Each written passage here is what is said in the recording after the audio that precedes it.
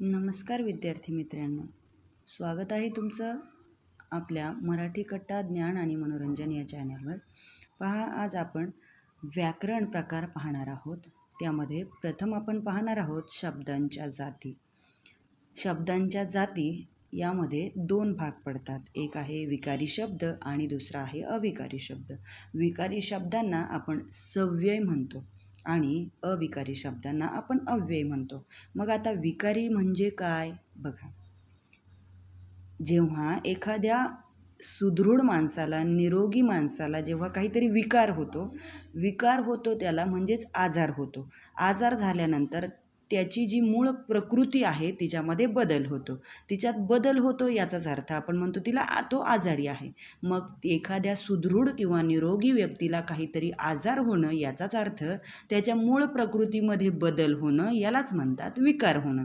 मग त्याचप्रमाणे शब्दांनाही काही विकार होतात. याचाच अर्थ शब्द जे आहेत ते वेगळ्या वेगळ्या वाक्यांमध्ये वापरताना त्याच्या वाक्याच्या लिंग व वचनात बदल झाला की जर त्या शब्दामध्ये बदल होत असेल तर त्याला म्हणायचं विकारी शब्द. मग अविकारी शब्द कशाला म्हणायचं? अविकारी शब्द या घटकाला म्हणायचं की ज्या शब्दांना तुम्ही कोणत्याही वाक्यात वापरा, त्या वाक्याचं लिंग वचन बदला तरीही त्या शब्दात जर बदल होत नसेल तर त्याला म्हणायचं अविकारी शब्द.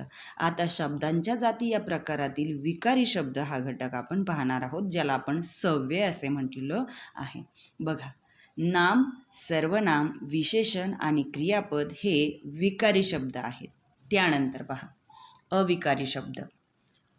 क्रियाविशेषण अव्यय, शब्दयोगी अव्यय, उभयान्वयी अव्यय आणि केवल प्रयोगी अव्यय हे चार जे आहे ते अविकारी शब्द आहेत, ज्याला आपण अव्यय असे म्हटलेलं आहे. पहा, नाम कशाला म्हणायचं बघा. एखाद्या प्रत्यक्ष किंवा काल्पनिक घटकाला दिलेल्या नावास नाम असे म्हणतात. किंवा दुसरी आपण व्याख्या अशी करू शकतो. पहा, एखाद्या व्यक्तीला, वस्तूला, पदार्थाला, प्राण्याला अथवा स्थळाला दिलेल्या नामास नाम असे म्हणतात. बघा उदाहरण: सातारा, सांगली, ताजमहल, नदी, दूध, आदित्य, सुषमा इत्यादी. मग आता या नामामध्ये विशेषनाम आणि सामान्य नाम हे दोन्ही प्रकारचे घटक येत असतात. मग बघा, एखाद्या मुलाला उदाहरणार्थ आपण म्हणूया आदित्य हे नाव आहे. मग आदित्य हे काय आहे? विशेष नाम आहे. परंतु आपण म्हणूया नदी हे काय आहे? सामान्य नाम आहे. कारण आपल्या देशभरात, जगभरात अनेक नद्या आहेत. परंतु समजा मी जर गंगा असं नाव घेतलं तर ती पवित्र अशी गंगा नदीच आपल्याला आठवते. याचा अर्थ गंगा हे काय झालं? विशेष नाम झालं आणि नदी हे काय झालं? सामान्य नाम झालं. आता बघा पुढे सर्वनाम. नामाऐवजी वापरल्या जाणाऱ्या शब्दाला सर्वनाम असे म्हणतात. उदाहरणार्थ बघा, तो, ती, ते, हा, ही, हे, जो, जी, जे, मी, आपण, स्वतः ही काय आहेत? सर्वनाम आहेत. बघा, आपण काय करतो? नामाऐवजी वापरतो. उदाहरण पहा, राम दररोज सकाळी लवकर उठतो, राम अंघोळ करतो आणि राम तयार होऊन शाळेत जातो. मी पुन्हा पुन्हा राम राम राम हे जे नाव घेतलेलं आहे त्या नावाने आपल्याला काय वाटतं? थोडंसं वेगळं वाटायला लागतं पुन्हा पुन्हा नाम घेणं. मग याऐवजी आपण काय करू शकतो? राम दररोज सकाळी लवकर उठतो, तो आंघोळ करतो, तो तयार होतो आणि तो शाळेत जातो. मग आपण काय केले? राम हा पुल्लिंगी आहे म्हणून काय केले? तो या सर्व नामाचा या ठिकाणी वापर केलेला आहे. आता पुढे बघा, विकारी शब्दांमध्ये विशेषण.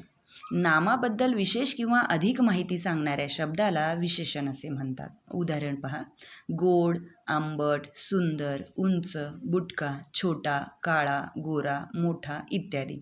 उदाहरण: आंबा गोड आहे. मग आंबा गोड आहे या वाक्यामध्ये आंब्याबद्दल कोणी माहिती सांगितली? गोड या शब्दाने सांगितले, म्हणून गोड हे काय झालं? या वाक्यातील विशेषण. आता क्रियापद पहा. वाक्याचा अर्थ पूर्ण करणाऱ्या क्रियावाचक विकारी शब्दाला क्रियापद असे म्हणतात. उदाहरणार्थ खातो, पितो, नाचतो, गातो, बांधतो इत्यादी ही काय झाली? क्रियापदं झाली. राम आंबा खातो. आता राम आंबा खातो या वाक्यामध्ये खातो हे क्रियापद आहे. आता पहा, खातो हे क्रियापद आपण व्याख्येनुसार समजून घेऊया. बघा, वाक्याचा अर्थ पूर्ण करणाऱ्या शब्दाला आपण क्रियापद म्हणतोय, बरोबर आहे. आता उदाहरण म्हणून आपण राम आंबा खातो हे उदाहरण दिले, बरं. मग बघा, खातो हा शब्द आपण थोड्या वेळासाठी काढून घेऊया. राम आंबा, मग यामध्ये आपल्याला वाक्य पूर्ण होताना दिसतंय का? तर अजिबात नाही. बघा, राम आंबा काही अर्थच लागत नाहीये. राम आंब्यासोबत काय करतोय ते आपल्याला कळत नाहीये. परंतु खातो हा शब्द आपण त्या ठिकाणी जोडलं तर काय, आपल्याला वाक्याचा अर्थ पूर्ण झाल्यासारखा वाटतोय.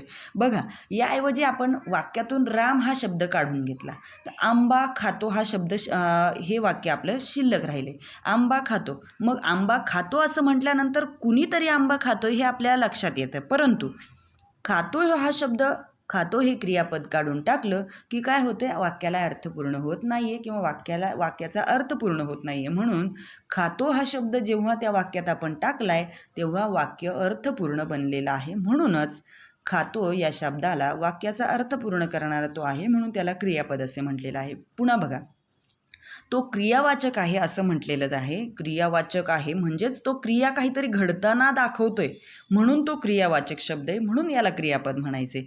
पुढे पहा, तो विकारी शब्द आहे. तो विकारी शब्द आहे असं कशावरून म्हणावे लागेल? बघा, राम आंबा खातो, क्रियापद काय आहे? खातो. बघा आता पुढे, राम हा पुल्लिंगी होता. मी आता वाक्याचा कर्ता जो आहे तो स्त्रीलिंगी घेणार आहे. बघा, सीता आंबा खाते, खातो हे क्रियापद खाते असं बदलतंय बरं का. पुन्हा बघा, राम आणि सीता हे एकवचनी होते. आता आपण वाक्याचं अनेक वचन करूया. बघा, मुले आंबा खातात, खातो हे क्रियापद सीता हे नाम वाक्यामध्ये घेतल्यानंतर काय झालं, खाते असं झालं. पुन्हा ते एकवचनी दोघं होते, आता आपण अनेक वचनी जेव्हा नाम घेतोय किंवा अनेक वचनी करता घेतोय तेव्हा काय होतंय, खातोचं खाते, खातेचं खातात असा क्रियापद आपलं किंवा शब्द आपला तयार झालेला आहे.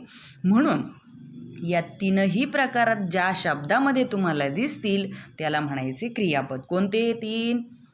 जो शब्द वाक्याचा अर्थ पूर्ण करतोय, जो क्रिया दाखवतोय आणि जो विकारी शब्द आहे. अशा सर्व गोष्टी ज्या शब्दामध्ये तुम्हाला एकवटलेल्या दिसतील त्याला काय म्हणायचे, वाक्याचं क्रियापद असं म्हणायचं आहे. पहा पुढे, आता आपण अविकारी शब्द पाहणार आहोत. शब्दांच्या जाती या प्रकारामध्ये अविकारी शब्द आपण पाहतोय त्यालाच आपण अव्यय असे म्हटलेले आहे. बघा, पहिला प्रकार आहे क्रियाविशेषण अव्यय. व्याख्या त्याची पहा, क्रियापदाबद्दल अधिक माहिती देणाऱ्या शब्दाला क्रियाविशेषण अव्यय असे म्हणतात. उदाहरणार्थ, हळूच, जलद, काल, आज, येथे इत्यादी. मग क्रिया कशी घडली हे दाखवणारा जो शब्द असतो त्याला म्हणायचे क्रियाविशेषण अव्यय. वाक्य बघा, तो मुलगा पटपट चालतो. मुलाची चालण्याची प्रक्रिया कशी घडतीये? पटपट. म्हणून पटपट हे काय झालं त्या वाक्यातील क्रियाविशेषण अव्यय. माया काल गावाला गेली. गावाला जाण्याची क्रिया कधी घडली? काल घडली. म्हणजेच काल हे काय झालं त्या वाक्यातील क्रियाविशेषण अव्यय. आता पुढे बघा, शब्दयोगी अव्यय. व्याख्या, नामाला किंवा सर्वनामाला जोडून येणारे आणि वाक्यातील इतर शब्दांशी त्यांचा संबंध जोडणारे शब्दयोगी अव्यय असते. उदाहरण, मागे, पुढे, खाली, वर, पर्यंत इत्यादी. पहा, टेबलाखाली पुस्तक पडले आहे. टेबल हे काय आहे? नाम आहे. या नामाला जोडून काय शब्द आलाय? खाली. मग मूळ शब्दाला जोडून आला की त्याला म्हणायचं शब्दयोगी अव्यय. झाडावर पोपट बसला आहे. झाड हे काय आहे? नाम आहे. नामाला जोडून आलाय काय शब्द? वर. झाडावर पोपट बसला आहे, म्हणून वर हे काय झालं या ठिकाणी? शब्दयोगी अव्यय झालं. आता अविकारी शब्दांमध्ये उभयान्वयी अव्यय हा तिसरा प्रकार पहा. व्याख्या, दोन शब्दांना अथवा दोन वाक्यांना जोडण्यासाठी जो शब्द वापरतात त्या शब्दाला उभयान्वयी अव्यय असे म्हणतात. उदाहरणार्थ, आणि, व, पण, परंतु, अथवा, शिवाय, म्हणून इत्यादी. वाक्य पहा, राम आणि श्याम हे दोघे भाऊ आहेत. मग आपण काय पाहिले व्याख्येमध्ये? दोन शब्दांना अथवा दोन वाक्यांना जोडण्यासाठी जो शब्द वापरतात त्याला काय म्हणायचे? उभयान्वयी अव्यय. आता उभय या शब्दाचा अर्थच मुळे असा आहे की जोडी. मग राम आणि श्याम या दोन शब्दांना जोडण्याचं काम कुणी केले? आणि या शब्दाने केले. म्हणून आणि या शब्दाला आपण काय म्हणायचे? उभयान्वयी अव्यय म्हणायचे. पहा आता चौथा प्रकार आहे केवल प्रयोगी अव्यय. व्याख्या: मनातील भावना उत्स्फूर्तपणे किंवा उत्कटपणे व्यक्त करणाऱ्या शब्दाला केवल प्रयोगी अव्यय असे म्हणतात. मग कोणकोणते आहेत ते बघा. अरे रे, अरे बापरे, अरे चा, वाह, शाबास, अबब, छी इत्यादी काय आहेत? हे केवल प्रयोगी अव्यय आहेत. उदाहरण पहा. बापरे, केवढा मोठा साप, छी किती घाणेरडे वागला तो. याप्रमाणे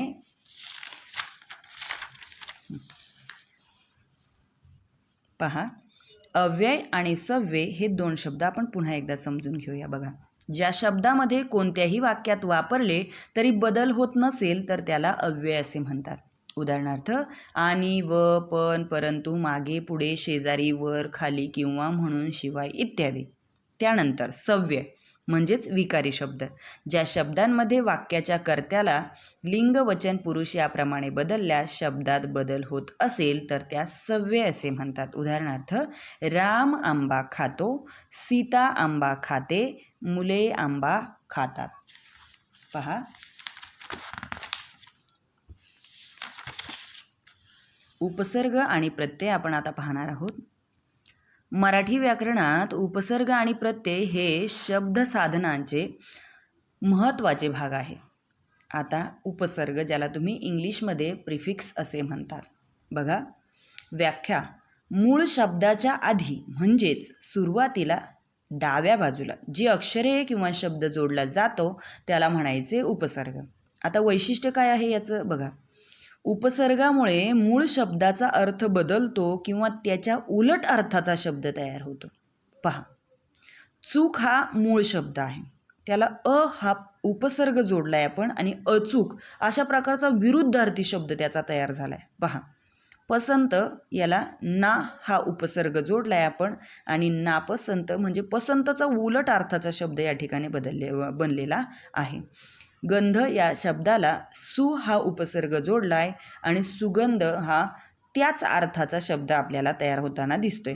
मान या शब्दाला आपण अप हा उपसर्ग जोडलाय आणि अपमान हा असा शब्द तयार झालेला आहे.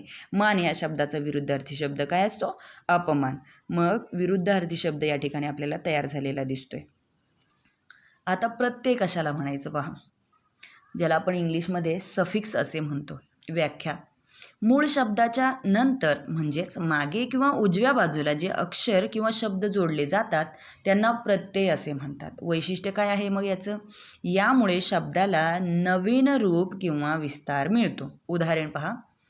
शेतकरी, शेत अधिक करी बरोबर शेतकरी. लहान अधिक पण बरोबर लहानपण. दुकान अधिक दार बरोबर दुकानदार. वर्ष अधिक भर बरोबर वर्षभर. आता काय केलंय? शेत, लहान, दुकान, वर्ष हे आपल्याकडे असणारे मूळ शब्द आहे. आपण त्याला काय केलंय? प्रत्यय जोडलाय. प्रत्यय जोडला याचाच अर्थ काय केलंय? उजव्या बाजूला काही शब्द आपण किंवा अक्षर काही जोडलेले आहे.